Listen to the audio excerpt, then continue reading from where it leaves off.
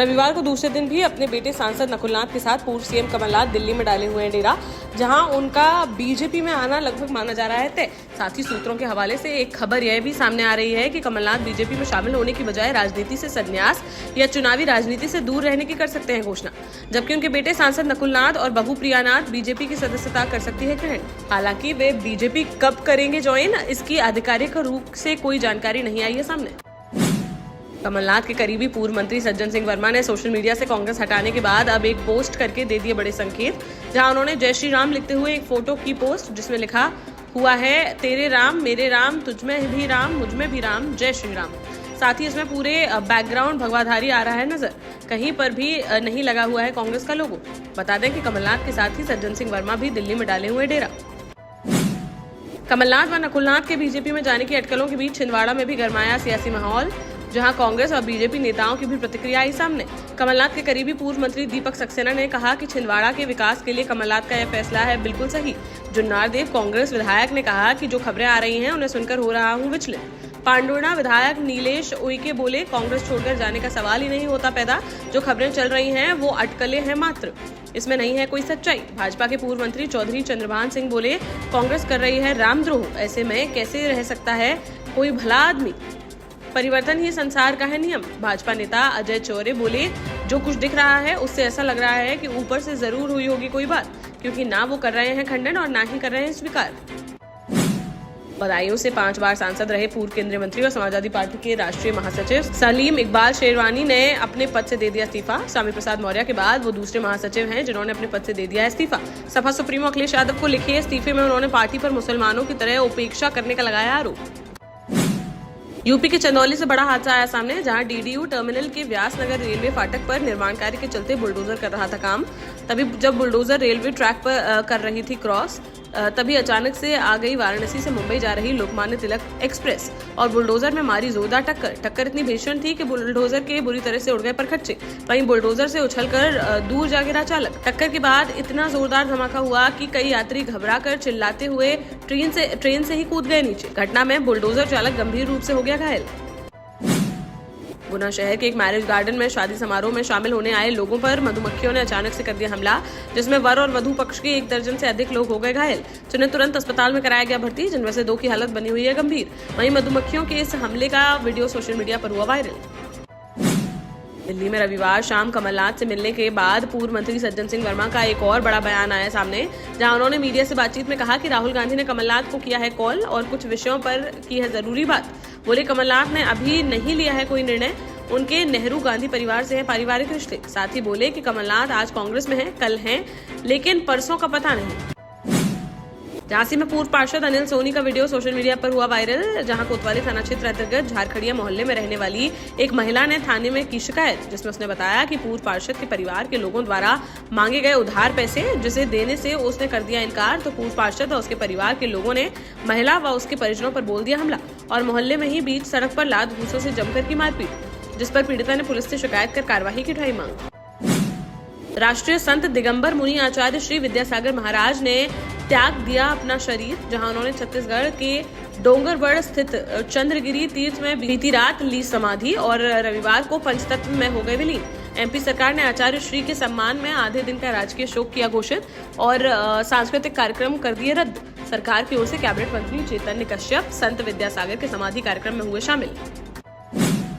जालौन में बुंदेलखंड एक्सप्रेसवे पर मोरंग माफिया का देखने को मिला आतंक, जहां कुठौन थाना क्षेत्र में खनन अधिकारी की गाड़ी में अवैध खनन करने वाले डंपर ने पीछे से मार दी जोरदार टक्कर, जिसमें बाल बाल बच गए खान निरीक्षक आनंद कुमार।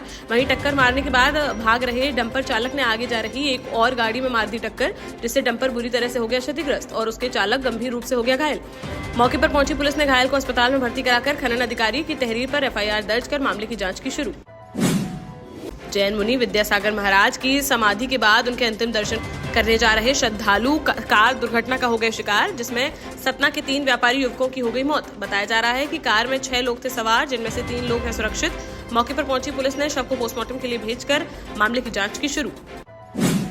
झांसी के चिरगांव थाना क्षेत्र अंतर्गत ग्राम छिरौना में रहने वाले सुरेश दोहरे के घर में जब कोई नहीं था तभी रात पर गैस के रिसाव होने के कारण रविवार सुबह घर में अचानक से लग गई भीषण आग, जिस पर स्थानीय लोगों ने घर का गेट तोड़कर किसी तरह आग पर पाया काबू। लेकिन तब तक घर में रखे सोने चांदी के जेवरात, नकदी समेत घर का लाखों का सामान जलकर हो गया खाक। पुलिस ने घटनास्थल का निरीक्षण कर मामले की जाँच की शुरू। हमीरपुर के मौधा कोतवाली क्षेत्र में पैसों के लेन देन को लेकर चाकू से वार कर अपने ही दोस्त को मौत के घाट उतारने वाले आरोपी की पुलिस से हुई मुठभेड़, जिसमें पुलिस ने जवाबी फायरिंग करते हुए हत्यारोपी को कर लिया गिरफ्तार, जिसके पैर की गोली लगने से वह हो गया घायल, जिसे अस्पताल में कराया गया भर्ती। वहीं पकड़े गए हत्यारोपी के पास से आला कत्ल व तमंचा किया गया बरामद। घायल को इलाज के लिए अस्पताल में भर्ती कराकर जेल भेजने की कार्यवाही की गई शुरू। जालौन में देर रात हो गया एक दर्दनाक सड़क हादसा, जहां झांसी से पुलिस आरक्षी भर्ती परीक्षा देकर कन्नौज वापस लौट रहे थे अभ्यर्थी। तभी कुठौन थाना क्षेत्र अंतर्गत हरसिंहपुर गांव के पास सामने से आ रहे डंपर ने उनकी कार में मार दी जोरदार टक्कर, जिससे कार में सवार 10 लोग गंभीर रूप से हो गए घायल, जिन्हें तुरंत अस्पताल में कराया गया भर्ती, जहां इलाज के दौरान एक युवक ने तोड़ दिया दम। वहीं 9 में से 3 की हालत बताई जा रही है नाजुक, जिन्हें हायर सेंटर के लिए कर दिया गया रेफर। कमलनाथ को लेकर एमपी प्रदेश कांग्रेस अध्यक्ष जीतू पटवारी की आज भी प्रतिक्रिया आई सामने, जहां उन्होंने कहा कि अभी उनकी कमलनाथ से हुई है बात। उन्होंने कहा है कि मीडिया में जो बातें आ रही हैं वह है भ्रम। मैं कांग्रेसी था, हूं और रहूंगा।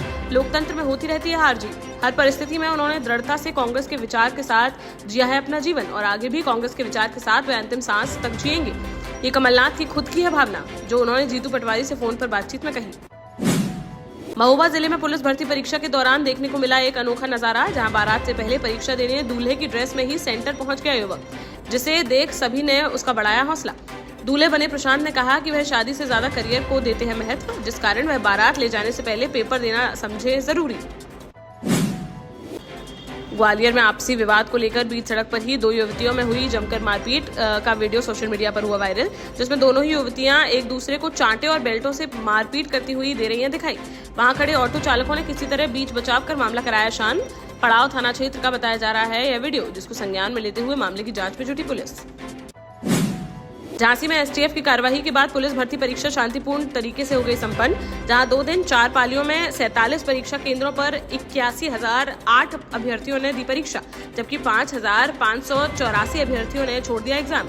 पहले दिन 96% तो दूसरे दिन 91% अभ्यर्थी पेपर देने पहुंचे सेंटर।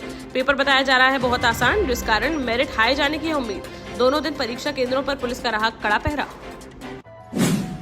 देश का जाना माना सैनफिन ग्रुप आपके लिए फिर लाया है झांसी में वास्तु के हिसाब से फ्लोर प्लान सहित एक शानदार टाउनशिप, जिसमें सुरक्षा की दृष्टि से सीसीटीवी, एक ही ग्रैंड गेट से एंट्री और एग्जिट, चौड़ी सड़कें, parking, car wash area, senior citizen and international fountain parks, swimming pool, gym, badminton, tennis आदि courts, school, hospital, shopping mart आदि कई सुविधाएं। इसीलिए तो हम झांसी में लोगों की पहली पसंद।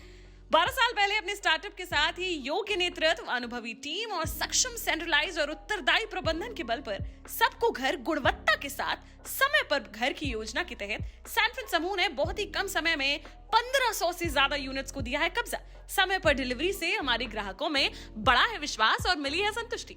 सैनफिन समूह ने बहुत कम समय में Sanfin Ashok city, green homes residency, green homes city, Sanfin Ashok valley, Delhi public school, Sanfin शाखा, केन सैनफिन अस्पताल सहित कई अन्य परियोजनाओं के साथ नई झांसी के निर्माण में स्थापित किया है एक बड़ा मुकाम। तो आप भी आज ही आइए अपने परिवार के साथ और कीजिए अपने सपने साकार।